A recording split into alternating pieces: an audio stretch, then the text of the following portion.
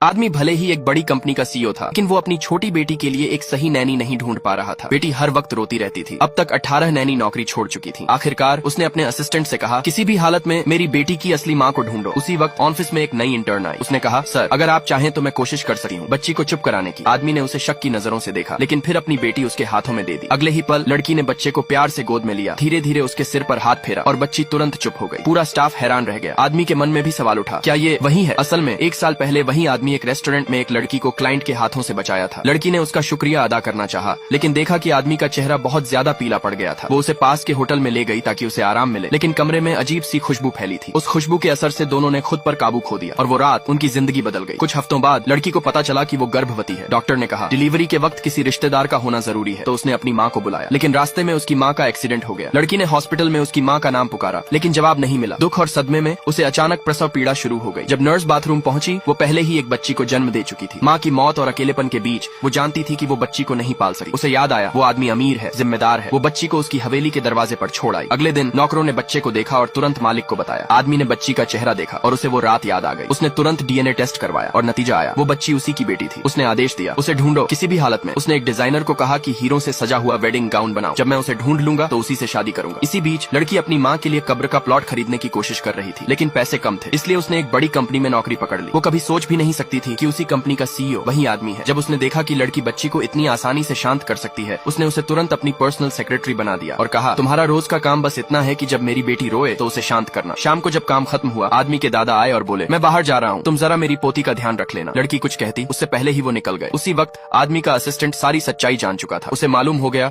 वो लड़की ही उस बच्ची की असली माँ है। और जब आदमी को ये खबर मिली, वो सब कुछ छोड़कर घर की ओर भागा। जारी रहेगा अगले हिस्से में। जब सच्चाई सामने आएगी, क्या वो उसे पहचान पाएगा? सब्सक्राइब कर लीजिए, पार्ट 2 जल्द आने वाला है।